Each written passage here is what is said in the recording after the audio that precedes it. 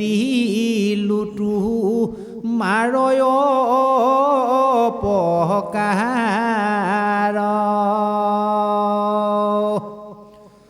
দৰ্পচুৰা কৰি কিনো কৰিলা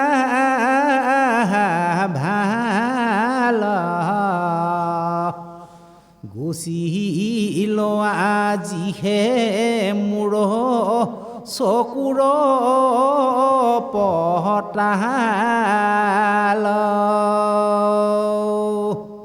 কৃষ্ণ ৰামা বেখে জানিলো তুমি পৰম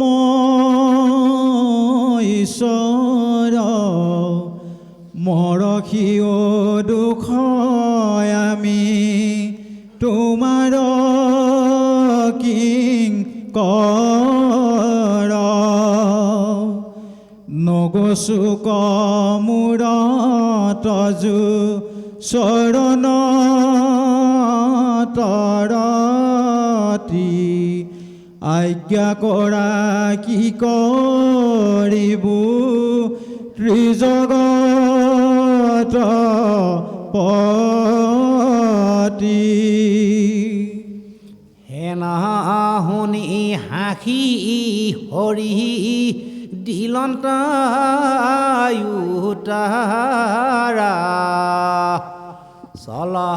চলহাগৰক ঐৰহ সন্তেৰে অনন্তৰ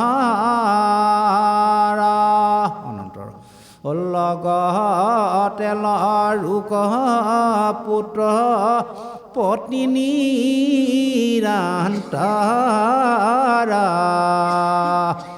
হৰদ ভুঞ্জুক জল পশু পক্ষী নৰা ইৰামে তোৰ মোৰ কথা কহো মৰৈ যি তুজন প্ৰভাত সন্ধ্যাত কৰৈ কৌতুকে কীৰ্তন নপাইবে কপৰা ভৱ সৰ্পৰ খ্যাত আজি ধৰি হৌক হ্ৰদ পৰম প্ৰখ্যাত পিতৃকতৰ প্रण যিটো ইয়াতে কৰি স্নান ইয়ামাহাৰ স্মৰণে শুইবে পাতক নিজান ৰমনক দীপ কহ তৰে যাত্ৰা কৰ তই নকৰিবি আৰু গৰুৰ কদৰ ৰামে ধ্বজ ব্ৰজ পংকজ পাও অৰচি নজত আছে হাংস বান্ধি দেখ সাক্ষাতে হিৰত তাক দেখি নখাই বেগ ৰুদ্ৰে মোক দৰে শুনি উল্লাসিল কালি পৰম দৰে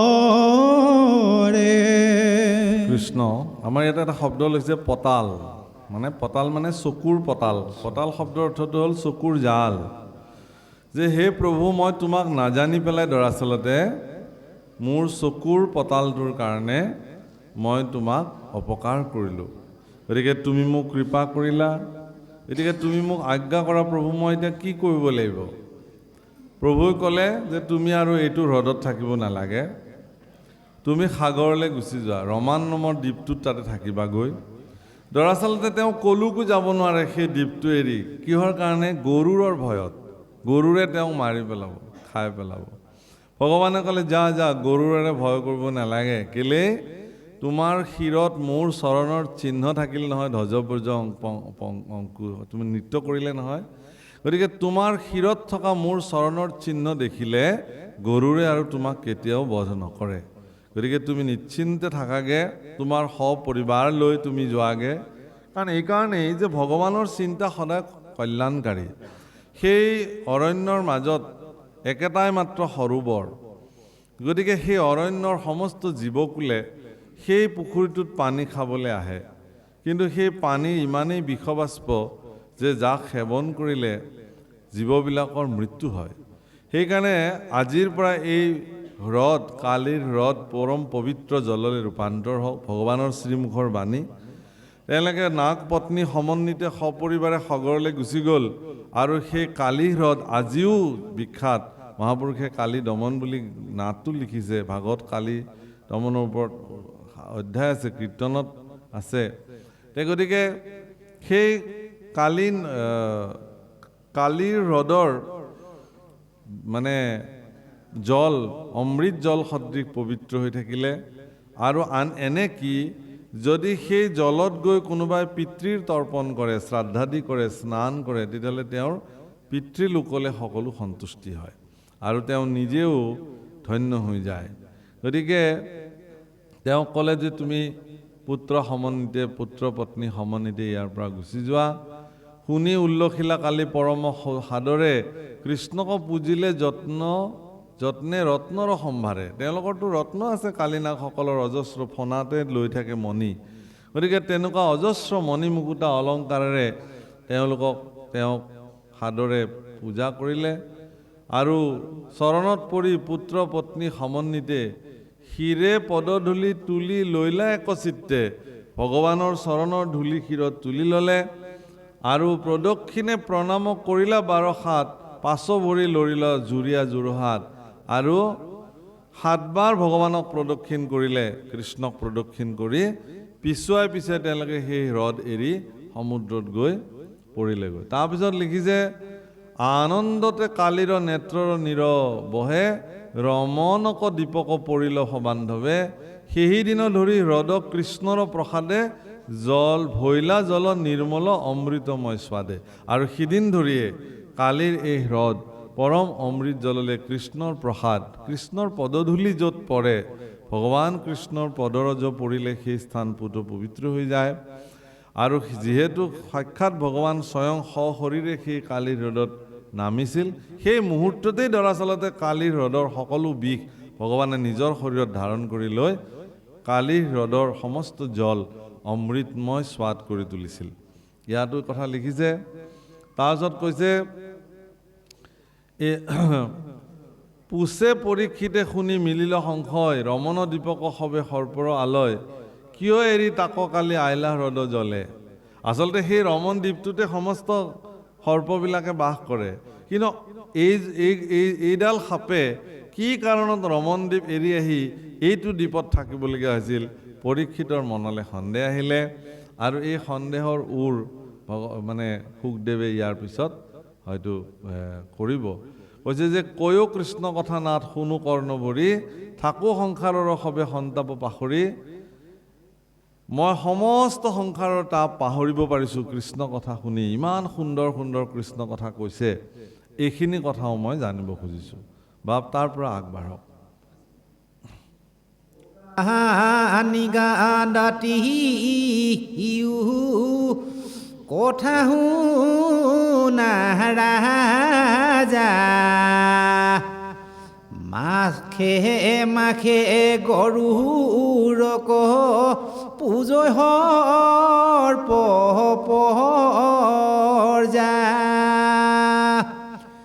অনেকন বৈদ্য দ্ৰব্য বলিতুষ্ট যাতা, বিষাৰামূলত থৱে প্ৰতিপূৰ্ণিমাত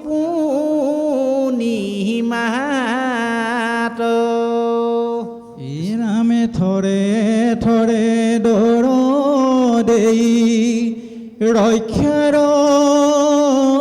কাৰণে গৰুৰে ভোজন তাক আতিৰংগমনে ইটো কালি পৰমদ পৃষ্ঠদুৰাখয়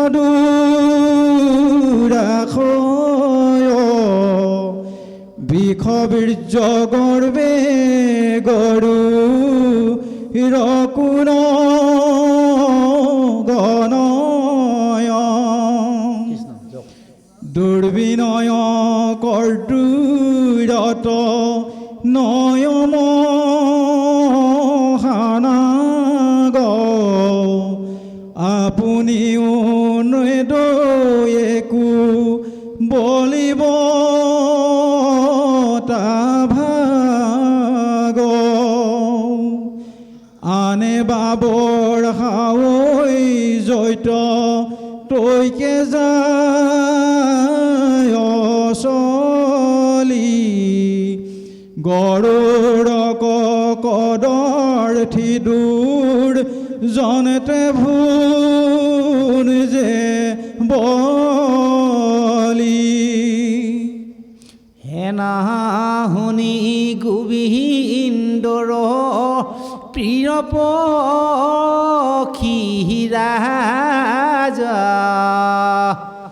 কালি কগৰ জীয়া যুঁজি বাক ভৈলা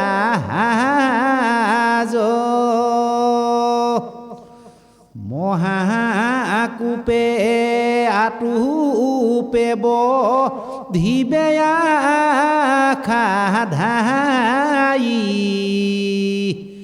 পৰ্বত শিখৰ খহি লগতে উৰাই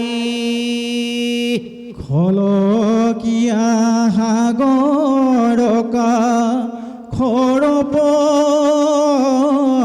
প্ৰিল যেনয় কালতে মহা প্ৰলয় মিলিল গৰুড় সন্ত্ৰ দেখি দেখি কালি বীৰ ওপৰ কটুলি সিটো সহস্ৰে কহিৰ সুখদেৱক সুধিলে যে মই জানিব খুজিছোঁ যে কি কাৰণত ৰমণক দ্বীপত নাথাকি এই কালিয়ে এই হ্ৰদটোত থাকিলে। প্ৰভুসকল তাৰ উত্তৰ দিবলৈ গৈ কৈছে যে গৰুড়ৰ আচলতে প্ৰধান খাদ্য হ'ল সাপ। ভগৱান কৃষ্ণৰ বাহক গৰুড়ক ভগৱান বুলি কয়, গৰুড় ভগৱান। আপোনালোকে চাব ভগৱানৰ ইমানেই প্ৰিয় যে শ্ৰী জগন্নাথ ক্ষেত্ৰত আপোনালোকে দেখিব যে জগন্নাথ প্ৰভুৰ কাষতে গৰুড় ভগৱান বিদ্যমান হৈ আছে। বেলেগ নালাগে অসমৰ আপুনি যদি যায় যে আজিৰ পৰা প্ৰায় ৩৫০০ বছৰ পূৰ্বে প্ৰতিষ্ঠিত হাজোৰ আমাৰ যি মাধৱ হয়নে, গৈছেনে কেতিয়াবা? নাই, যাব, মই কওঁ আপোনালোকক।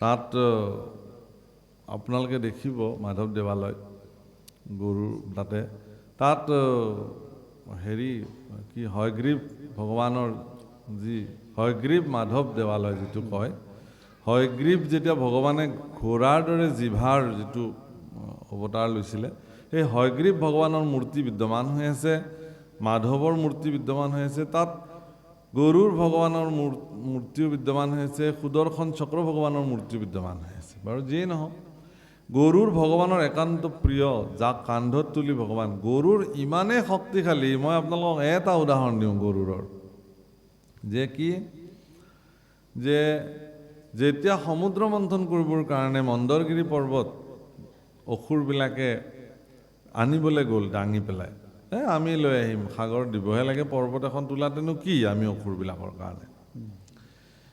কিন্তু ভগৱানে দেখিলে যে ইমান অহংকাৰ তেওঁলোকৰ অসুৰবিলাকৰ, সেই মন্দৰগিৰি পৰ্বত উঠাই লৈ আহি থাকোঁতে তাৰ লগে লগে সি ওজন বহুত বাঢ়ি গ'ল আৰু সি পৰি গ'ল মাটিত হেঁচা খাই।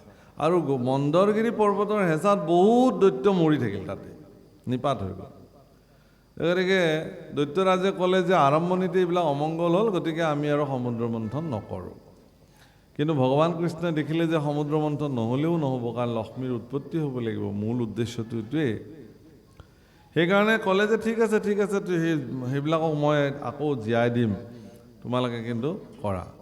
তে এই যে পৰ্বতখন দাঙিব নোৱাৰিলে, তেওঁলোকৰ হাতৰ পৰা পৰি গ'ল, তেতিয়া সেই পৰ্বত স্বয়ং ভগৱান কৃষ্ণই গৰুড়ক আজ্ঞা কৰিলে, আৰু গৰুড়ৰ কান্ধত স্বয়ং বিশ্বব্ৰহ্মাণ্ডৰ ভাৰ লৈ ভগৱানটো বহিছে, তাৰে পিঠিতে আকৌ মন্দৰগিৰিও তুলি লৈছে গৰুড়ে, তুলি লৈ সমুদ্ৰলৈকে আহিছে। ভাবক আপোনালোকে এতিয়া, তে ইমান পৰাক্ৰমী, ইমান শক্তিশালী গৰুড় ভগৱান, তেওঁক কি কৰিব লাগে, এই সৰ্পকুলবিলাকে প্ৰতি পূৰ্ণিমাত তেওঁক পূজা কৰিব লাগে, তেওঁৰ কাৰণে খাদ্য বস্তু দ্ৰব্য শৰাই সঁফুৰা এইবিলাক আগবঢ়াব লাগে।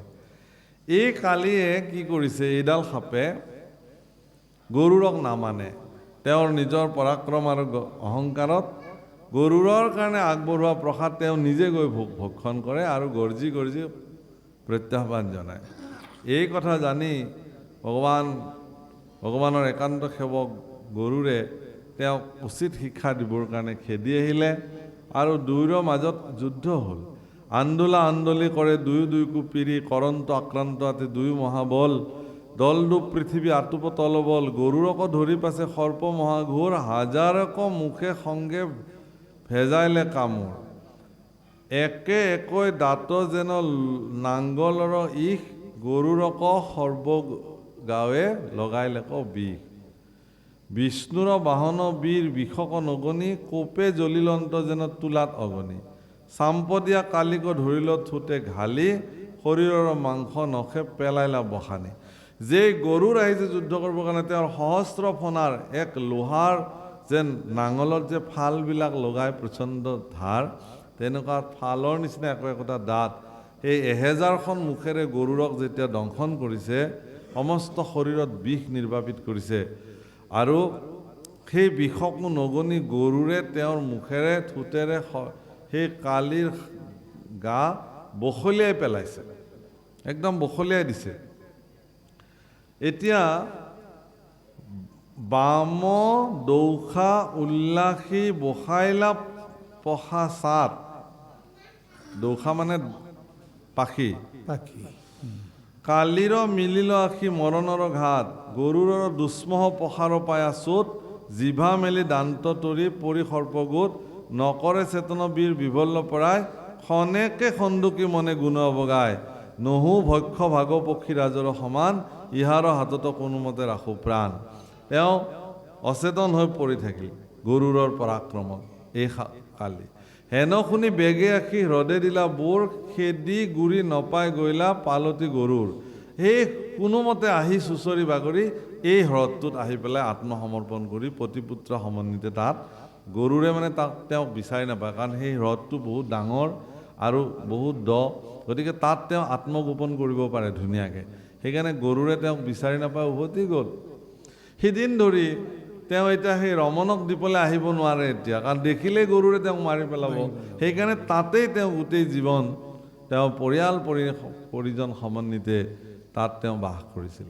হ্ৰদক নাখিলা জীৱা হেতু পক্ষী ৰায়, শুনা পৰীক্ষিত তুমি তাৰ অভিপ্ৰায়, কিহৰ কাৰণে সেই হ্ৰদটোত গৰুড় নাহে তাৰো আৰু কাৰণ এটা আছে, সেইটোও কৈছে। কি কৈছে, যে পূৰ্বত হ্ৰদত ঋষি আছিলা সৌভৰি, মহামৎস্য গোট শকুন্তৱে ফুৰৈ চৰি, গৰুড়ে চৰণ ধৰিবে চান্তে বধিলা সৌভৰি, ঋষি বাক্য নগনি সুধাত খাইলা ধৰি, পৰম অনাথ ভৈলা আন মৎস্যগণ, দেখিয়া ঋষি দায়াই ঋষি বুলিলা বচন যদি দুনাই শান্ত হৈত মৎস্য এক প্ৰাণী মৰিবন্ত গৰুৰ বুলি দিলা সত্যবাণী।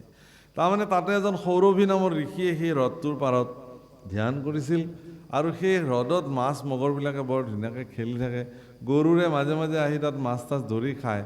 কিন্তু এগৰাকী মানে বহুত মাছৰ পোনা লৈ থকা মাক এগৰাকী মাছৰ তেওঁক গৰুৰে এদিন হত্যা কৰিলে আৰু শিশুবিলাক অনাথ হোৱা দেখি ঋষিৰ মনত দুখ আহিলে আৰু গৰুৰক ক'লে যে তই যদি আজিৰ পৰা আহি ইয়াত এটাও মাছ খাৱ নহয় তই সিদিনাখনে মৰিবি বুলি অভিশাপ দি থৈ দিলে। সেইকাৰণে গৰুৰ সেই হ্ৰদটোলৈ নাহে। আৰু কালিনাগেও ভাবিলে কি এইটো হ্ৰদলৈ যিহেতু গৰুৰ আহিব নোৱাৰে, গতিকে মোৰ কাৰণে আটাইতকৈ নিৰাপদ আৰু সুৰক্ষিত স্থানেই ডোখৰে, সেইকাৰণে সেই হ্ৰদটোতে আজি বহুকাল ধৰি তেওঁ তাত নিবাস কৰি আছিলে। কিন্তু হ'লে কি হ'ব, যি মৎস্যসকলৰ নিৰাপত্তাৰ কাৰণে আচলতে দৰাচলতে ভগৱানৰ সেৱক গৰুৰে সেই হ্ৰদটোত আহি পেলাই মাছ মগৰ ধৰি খায় কাৰণে সেই হ্ৰদটোত কালিৰ নিচিনা বিষাক্ত সৰ্পই আহি বাস কৰিব পৰা নাই। গতিকে অন্যান্য জীৱকুলবিলাক তাত সুৰক্ষিত হৈ আছিল। কিন্তু ঋষিয়ে যেতিয়া অভিশাপ দি দিলে গৰু আহিব নোৱাৰাত সৰ্প আহি সেই স্থান বসতি কৰাৰ পিছত অন্য জীৱবিলাক নাইকিয়া হৈ গ'ল, চব ধৰি ধৰি খালে, গছ বিৰিখ পৰ্যন্ত জ্বলি গ'ল, তেওঁ অকলে তাত নিবাস কৰে। এতেকে ভগৱান কৃষ্ণৰ কথাটো হ'ল কি তাক পুনঃ উদ্ধাৰ কৰিবৰ কাৰণে এই লীলা সম্পাদন কৰিলে। আপোনালোকে চবেই জানে যে ভগৱান কৃষ্ণই যিবিলাক কৰ্ম জগতত সাধন কৰি থৈ দিছে এইবিলাকক লীলা বোলে। আমাৰ নিচিনাই মনুষ্য শৰীৰ, আচলতে ভগৱানৰ শৰীৰৰ নিচিনাই আমাৰ শৰীৰ, মনুষ্য ৰূপৰ যিটো শৰীৰ, সেয়া আমি জগতত আছোঁ। ভগৱানৰ নৰলীলা লৈ আহি আমি মানুহে যিবিলাক কাম কৰোঁ এইবিলাকক কৰ্ম বোলে, আৰু ভগৱানে যিবিলাক কৰ্ম কৰে এইবিলাকক লীলা বোলে। গতিকে ভগৱানেও এইটো লীলা সাধন কৰিছিল, কৰি সেই হ্ৰদটোক জীৱকুলৰ কাৰণে পুনঃ উদ্ধাৰ কৰিবৰ কাৰণে কালি দমন কৰিলে। সেইকাৰণে ইয়াত লিখিছে যে কালি মাত্ৰ জানয় আৰু নতু শুনয় আনে গৰুৰৰ ভয়তো বঞ্চিলা সেই স্থানে কৃষ্ণে উচ্চা দিলা দুনাই দ্বীপতে বঞ্চিল শুনি নৃপতিৰ মনে সংশয় উপজিল শুনা সাৱধানে কেশৱৰ গুণ কৰ্ম কলিযুগে আতপৰে নাহি আন ধৰ্ম।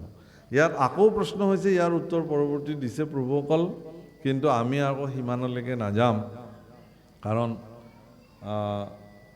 আমি আকৌ এই গুৱাহাটীলৈ উভতিব লাগিব, নহয়নে হেৰি পাপসকল আইসকল। আমি আৰু আপোনালোকৰ সন্মুখত উপস্থিত থাকিলোঁ, কৃষ্ণ কথা ক'লোঁ। এতিয়া অকণমান উপদেশ দিছে, এই উপদেশখিনি বাপসকলে পঢ়িব, আমি উপদেশ সম্পৰ্কে অলপ কম কওক। যাওক উপদেশৰ পৰা শুনা সাৱধানে। এ ৰাম শুনা সাৱধানে কেশ গুণ কৰ্ম কলি যুগে আতপৰে নাহি আন ধৰ্ম পৰম দুৰ্জন কলি পাপৰ সাগৰ কৰিলে মলিন মতি সমস্ত্ৰে লোকৰ কলি সৰ্পে দংশিলে ক হৰিল চেতন ৰাম নাম অমৃত কৰিও যতন তেবে খেৰাইবা কলি ভুজংগৰ হাত নাহি কেও উপায় আন দেখিও হাইখ্যাত। কৃষ্ণ কৃষ্ণ বাপ, এইখিনি এটা বৰ ধুনীয়া কথা কৈছে, এইখিনি কম মই। কৃষ্ণ ইয়াত কৈছে যে ৰাম নাম অমৃতক কৰিও যতন কলি সৰ্পে দংশিলেক হৰিল চেতন ৰাম নাম অমৃতক কৰিও যতন তেবেশে এৰাই বা কলি ভুজংগৰ হাত। প্ৰভু অকল কলিকে ভুজংগ বুলি কৈছে। ভুজংগ শব্দৰ অৰ্থ হ'ল বিষাক্ত সাপ, শক্তিশালী সাপ। মহাপুৰুষে বৰগীত এজনাত লিখিছে, হৰিপদ পংকজ পঞ্জৰ ময়ি তামহুৰ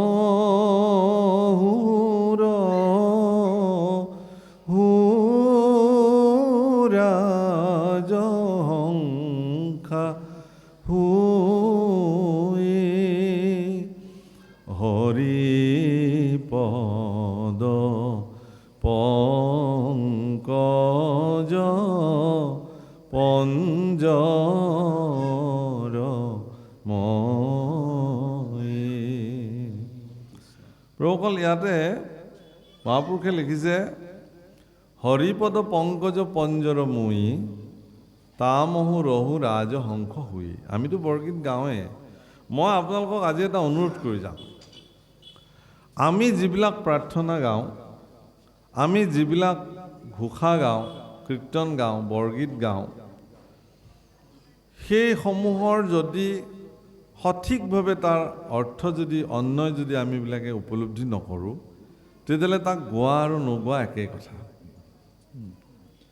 যদি এভাগ বৰগীত গাই পেলাই বৰগীত ভাগৰ যদি অৰ্থটো যদি উপলব্ধি নহয়, তেতিয়াহ'লে একো নাই। প্ৰাৰ্থনা এভাগ ভগৱানক গাইছোঁ, প্ৰাৰ্থনাটোত কি কোৱা হৈছে দৰাচলতে তাৰ যদি অৰ্থৰ অনুভৱ নহয়, তেতিয়াহ'লে সেই প্ৰাৰ্থনা জনা ভগৱানৰ ওচৰলৈ নাযাব, স্পৰ্শ নহ'ব। সেইকাৰণে ইয়াত কৈছে যে ভগৱান কৃষ্ণৰ চৰণ যুগল পদুম ফুলৰ দৰে।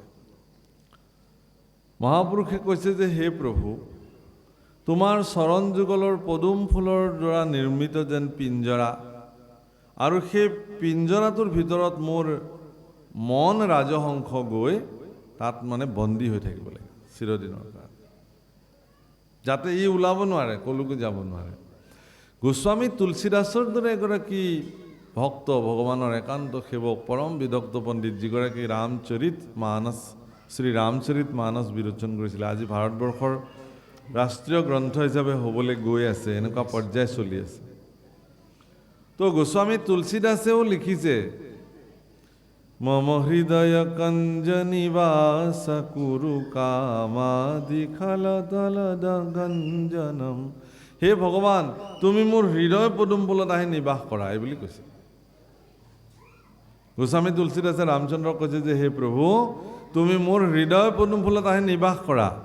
কিন্তু মহাপুৰুষ মাধৱদেৱে কৈছে যে মোৰ হৃদয় পদুম ফুলত তুমি আহিব নালাগে প্ৰভু, তোমাৰ চৰণ পদুম ফুলত মোৰ মন গৈ বন্দী হৈ থাকে, যাতে ই কলৈকো যাব নোৱাৰে, যাম বুলি যাব নোৱাৰে।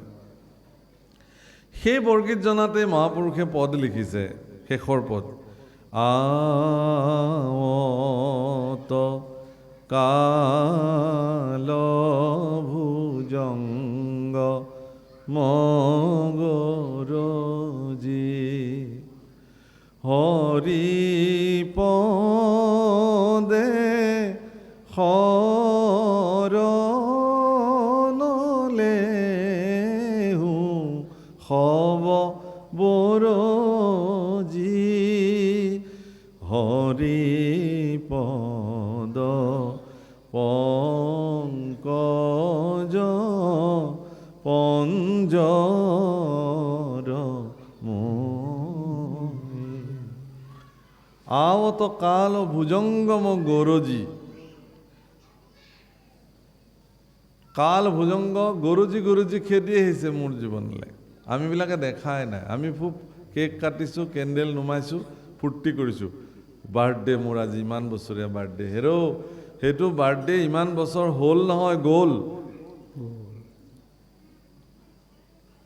আপোনাৰ জীৱনৰ পৰা সিমানটা বসন্ত অতিক্ৰম কৰিলে, আৰু সন্মুখত কিমান আছে আপুনিও নাজানে, কোনেও নাজানে। তাৰমানে অজগৰে যেনেকৈ ভৰিৰ পৰা এঘোট এঘোট এঘোট এঘোটকৈ গিলি গিলি গৈ থাকে, এই কাল ভুজংগয়ো আমাক তেনেকৈ প্ৰত্যেকটো পল অনুপল গিলি গিলি গিলি গিলি গৈ থাকে, আৰু আমিবিলাকে অনুভৱেই নকৰোঁ। আমাৰ এটা খুব ধুনীয়া লক্ষ্মীনাথ বেজবৰুৱাৰ কাহিনী আছে নহয়, মানে জীয়েকক অজগৰলৈ বিবাহ দিলে। অজগৰে যেতিয়া ৰাতি ভৰিৰ পৰা গিলিবলৈ ধৰিছে, আই মোৰ ভৰি কুটে কুটাই, আই মোৰ জোঁৱাই নুপুৰ পিন্ধাই, হয়নে? এনেকৈ আই মোৰ কঁকাল কুটে কুটাই, আই মোৰ জোঁৱায়ে মেখেলা পিন্ধায়, অলংকাৰ পিন্ধায়। এনেকৈ গৈ গৈ গৈ ডিঙি গৈ পালে। তেওঁ ভাবি থাকিলে শুই শুই যে জোঁৱায়েকে এপৰৰ পিছত এপৰ অলংকাৰ পিন্ধাই গৈ আছে। যদিও বেজবৰুৱাদেৱে এইটো খুব সৰু ল'ৰা ছোৱালীৰ কাৰণে ৰসিককৈ কৰিলে, সেইজন আগৰ মানে জীয়েকজনী বিবাহ হোৱা অজগৰটো কোনোবা অভিশাপপ্ৰাপ্ত কোনোবা দেৱপুৰুষ আছিলে। তেওঁ কৈছে যে তুমি নৰ মনুষ্যৰ কোনোবা ছোৱালীৰ লগত বিবাহ হ'লে তোমাৰ মুক্ত পায়, এনেকুৱা কিবা কাহিনীটো। তেওঁ হৈ গ'ল। তাকে দেখি সতিনীয়েকে নিজৰ জীয়েককো ক'ৰবাৰ অৰণ্যৰ পৰা অজগৰডাল ধৰি আনি পেলাই ৰাতি বিবাহ দি একেটা কোঠালিতে ৰাখিলে। সি অজগৰে চান্স পায় আৰু মানুহ এটা পাইছে আৰু এমূৰৰ পৰা গিলিছে। গতিকে এটা সময়ত যেতিয়া মূৰটোকে গিলি পেলালে, কপাল মানে ওঠলৈকে ক'ব পাৰিছে, ওঠত ব্ৰহ্মতুলিৰ বোল বোলাইছে বুলি কৈছে, তাৰপিছত মাত নাই আৰু। তাৰপিছত গোটেই ৰাতিপুৱা দেখে যে খাই অজগৰ একদম হৈ আছে।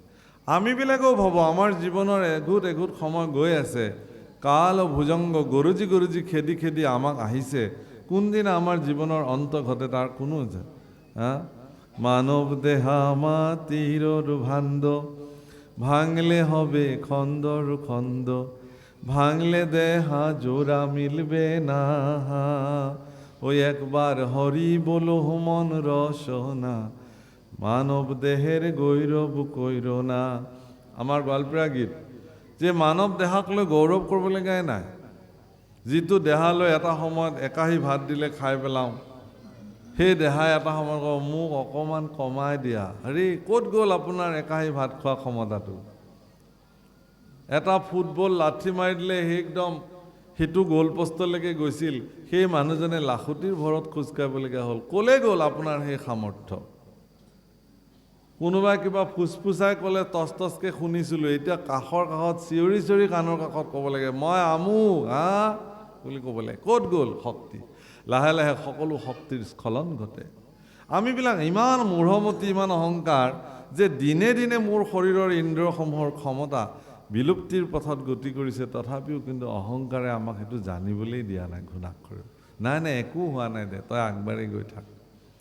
অহংকাৰে যেন নিচুকনি গীত গাইছে মোৰ কাণৰ কাষত, একো হোৱা নাই তোৰ, চব ঠিকে আছে, এৰা হয়। কিন্তু আমি ভগৱানৰ ওচৰত প্ৰাৰ্থনা কৰিব লাগে যে হে প্ৰভু, এই দেহটো তোমাৰ কৃপাত প্ৰাপ্তি হৈছে। শতকৌটি অন্তৰ যাহাৰ আশয় পুণ্যৰ ৰাখি, শিশি কদাচিত মনুষ্য হয় ভাৰত ভূমিত আহি।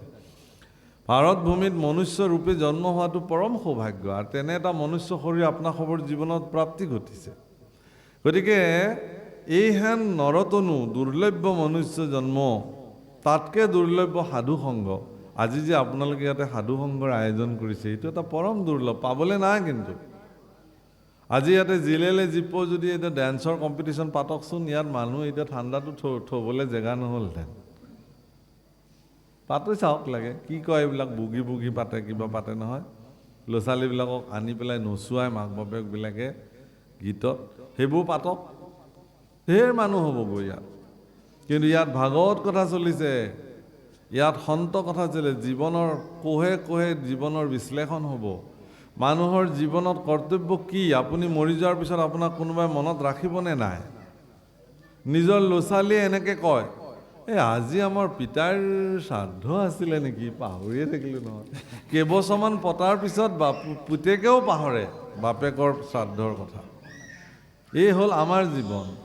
কিন্তু এনেকুৱা মনুষ্য পৃথিৱীত আছে যাৰ ১৫০ বছৰীয়া জয়ন্তী আজি আমি পালন কৰিছোঁ, যাৰ ৫০০ বছৰীয়া জয়ন্তী আজি আমি পালন কৰিছোঁ। একেই মনুষ্য, কিন্তু গুৰুজনাৰ ৫৭৫ সংখ্যক জন্ম জয়ন্তী আমি পালন কৰিছোঁ। কেলে? একে মনুষ্য নহয় জানো? তেওঁ সাধন কৰি থৈ গ'ল মনুষ্য জীৱনক। মনুষ্য জীৱনক জগতৰ কল্যাণৰ কাৰণে, লোক কল্যাণৰ কাৰণে এনেধৰণে আগবঢ়াই লৈ গ'ল, যাৰ কাৰণে আজিও মানুহে তেওঁক মনত ৰাখিছে। আপুনি আপোনাৰ জীৱনত কেলে নোৱাৰে?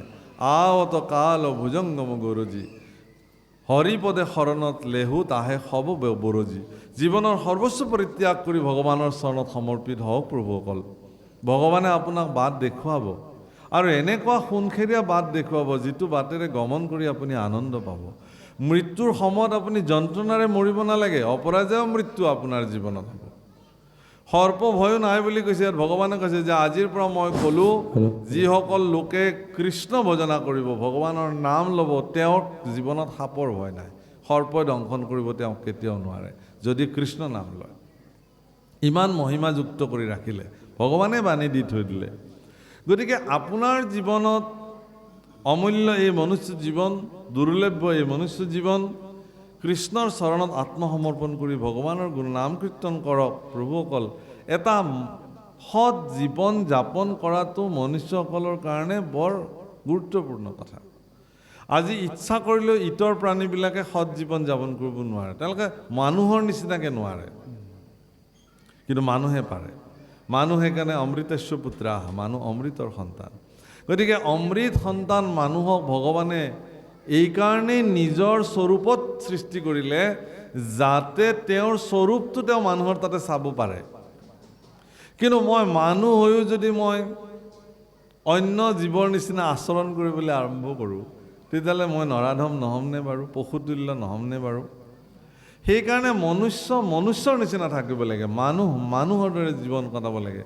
প্ৰভুসকল, আইসকল, জীৱনত এটা কথা কৈছে যে কিছুমানে খাবলৈ জীয়াই থাকে পৃথিৱীত আৰু কিছুমানে জীয়াই থাকিবলৈ খায়।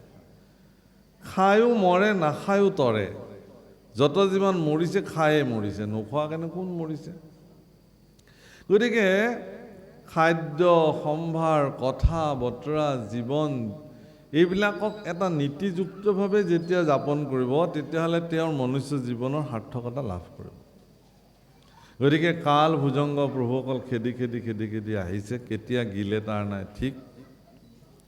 সেইকাৰণে ইয়াতে কৈছে যে কলি সৰ্পে দংশিলেক হৰিল চেতন, ৰাম নাম অমৃতক কৰিও যতন। কলিৰ যুগটোকে এডাল মহাসাপ বুলি কৈছে। গীতাৰ 7ম স্কন্ধত লিখিছে যে আমি জীৱবিলাক পৃথিৱীত এই সংসাৰ গাত এটাত আমি পৰি আছোঁ, তাতে আকৌ বিষাক্ত সাপ আছে আৰু ওপৰৰ পৰা এটা শিল ঢাকি থৈ দিছে যাতে ওলাব নোৱাৰে। এয়া আমাৰ অৱস্থা। কিন্তু এই সৰ্পকো নেওচি গাঁতৰ পৰা শিল অতৰাই পৰাক্ৰমেৰে যিজনে নিজক মুক্ত কৰিলে, তেওঁ মোক্ষ জীৱ, আৰু সেইটো ঈশ্বৰৰ কৃপাত সম্ভৱ হয়। গতিকে এইটো অধ্যায় সমাপ্তি ঘটিবৰ কাৰণে এটি পদ মাত্ৰ বাকী আছে, এফাকি। প্ৰভুসকল, আপোনাসৱৰ দৰে সজ্জনসকলৰ ওচৰলৈকে আমি আহিলোঁ, আপোনালোকৰ চৰণ দৰ্শন কৰি ধন্য হ'লোঁ। বিশেষকৈ গাঁওবাসী, আপোনালোকৰ যি আদৰ, শ্ৰদ্ধা, মৰম, ভালপোৱা, ভক্তি ভগৱানৰ প্ৰতি যি, তাকে দেখি পৰম সন্তুষ্টি লাভ কৰিলোঁ, ভাল লাগিলে। ভগৱানে আপোনালোকৰ সৎ মনোবাঞ্ছা পূৰ্ণ কৰক। অনাগত কালতো যেন এই অনুষ্ঠান ভাগ এই ধৰণে ইয়াতকৈও আৰু উত্তম ব্যৱস্থাৰে ইয়াত সম্পাদিত হওক। সজ্জনসকল ইয়ালৈ আমন্ত্ৰিত হওক আৰু সাধকসকলে আহি ইয়াত আপোনালোকক ভাগৱত কথাৰে আপ্লুত কৰক। আপোনালোক সকলোৰে অপায় অমংগল দূৰ হওক, আয়ুষত বিঘ্নি শূন্য হওক, পৰিয়ালৰ ল'ৰা ছোৱালী সমস্ত গাঁওবাসী শান্তিৰে নিবাস কৰক। এইখিনিকে ভগৱানৰ ওচৰত প্ৰাৰ্থনা জনাই আমাৰ বাণীক ইমানতে বিৰাম দিওঁ। কৃষ্ণ কৃষ্ণ কৃষ্ণ কৃষ্ণ। ৰাম ৰাম কৈ দিব দেই ক'তো।